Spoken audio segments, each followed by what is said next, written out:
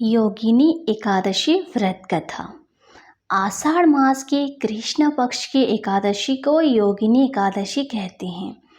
मान्यता है कि इस एकादशी का व्रत करने से सभी पाप नष्ट होते हैं और परम पुण्य की प्राप्ति होती है। योगिनी एकादशी के व्रत में विधि विधान से विष्णु भगवान की पूजा की जाती है और व्रत कथा का पाठ किया जाता है। माना जाता है कि इस कथा का पाठ करने के बाद ही योगिनी एकादशी का व्रत पूर्ण माना जाता है। योगिनी एकादशी का व्रत करने से आपके कई जन्मों के पापों का अंत होता है और आपको परम पुण्य की प्राप्ति होती है। इसीलिए एकादशी के व्रत करने वाले लोगों के लिए पूजा पाठ करने के साथ ही व्रत कथा का पाठ करना भी अनिवार्य माना गया है। तो आइए योगिनी एकादशी की संपूर्ण व्रत कथा को श्रवण करें। युधिष्ठिर ने एक बार भगवान श्री कृष्ण से पूछा कि वासुदेव, आषाढ़ मास के कृष्ण पक्ष की जो एकादशी है उसका नाम क्या है? कृपया करके उसका वर्णन कीजिए। तब भगवान श्री कृष्ण बोले, नृपश्रेष्ठ युधिष्ठिर, आषाढ़ कृष्ण पक्ष की एकादशी का नाम योगिनी है। यह बड़े बड़े पापों का नाश करने वाली है। संसार सागर में डूबे हुए प्राणियों के लिए यह सनातन नौका के समान है। तीनों लोकों में यह सारभूत व्रत है। अलकापुरी में राजाधिराज कुबेर रहते हैं। वे सदा भगवान शिव की भक्ति में तत्पर रहने वाले हैं। उनके हेममाली नाम एक यक्ष सेवक था जो पूजा के लिए फूल लाया करता था। हेममाली की पत्नी बड़ी सुंदर थी। उसका नाम विशालाक्षी था। वह यक्ष काम पास में आबद्ध होकर सदा अपनी पत्नी में आसक्त रहता था। एक दिन की बात है, हेममाली मानसरोवर से फूल लाकर अपने घर में ही ठहर गया और पत्नी के प्रेम का रसास्वादन करने लगा। अतः कुबेर के भवन में न जा पाया। इधर कुबेर मंदिर में बैठकर शिवजी का पूजन कर रहे थे। उन्होंने दोपहर तक फूल आने की प्रतीक्षा की। जब पूजा का समय व्यतीत हो गया तो यक्षराज ने कुपित होकर सेवकों से पूछा कि यक्षो, दुरात्मा हेमावाली क्यों नहीं आ रहा है? इस बात का पता तो लगाओ। यक्ष ने कहा, राजन, वह तो पत्नी की कामना में आसक्त हो अपनी इच्छा के अनुसार घर में ही रमन कर रहा है। कुबेर ने तुरंत ही अपने सेवकों को भेजकर उस हेममाली को अपने समक्ष बुलाया। हेममाली भय से आकुल होकर तुरंत ही कुबेर महाराज के सामने उपस्थित हो गया। उसे देखकर कुबेर की आंखें क्रोध से लाल हो गई।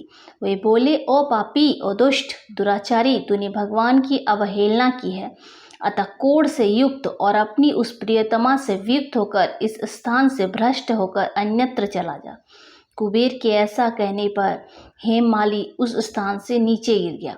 उस समय उसके हृदय में महान दुख हो रहा था। कोढ़ों से सारा शरीर पीड़ित था, परंतु शिव पूजा के प्रभाव से उसकी स्मरण शक्ति लुप्त नहीं थी। पातक से दबा होने पर भी वह अपने पूर्व कर्म को याद रखता था।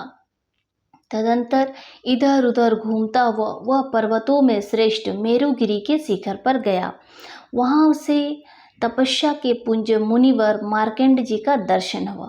पाप कर्म यक्ष ने दूर से ही मुनि के चरणों में प्रणाम किया। मुनिवर मार्कंड ने उसे भय से कांपते देख परोपकार की इच्छा से निकट बुलाकर कहा, तुझे कोढ़ के रोग ने कैसे दबा लिया? तू क्यों इतना अधिक निंदनीय जान पड़ता है? यक्ष बोला, मैं महाराज कुबेर का अनुचर हूँ। प्रतिदिन भगवान शिवजी की पूजा के लिए मानसरोवर से कमल पुष्प लाकर कुबेर के भवन में पहुँचाना मेरा काम था। लेकिन एक दिन पत्नी के साथ रमन करते हुए मुझे समय का ज्ञान न रहा और पुष्प ले जाने में विलम्ब हो गया। इससे कुबेर महाराज ने क्रोधित होकर श्राप दे दिया और मैं कोढ़ से पीड़ित पत्नी के वियोग से दुखी होकर दर दर भटक रहा हूँ। आज किसी पुण्य कर्म से मैं आपके समक्ष उपस्थित हुआ हूँ। ऋषियों का स्वभाव दयालु और परोपकार वाला होता है। सो हे महात्मन, आप ही मुझ अभागे को कर्तव्य का बोध कराते हुए पाप से मुक्ति का कोई उपाय बताएं। मार्कंड जी ने कहा, तुमने यह सच्ची बात कही है, असत्य भाषण नहीं किया है, इसीलिए मैं तुम्हें कल्याण व्रत का उपदेश करता हूँ।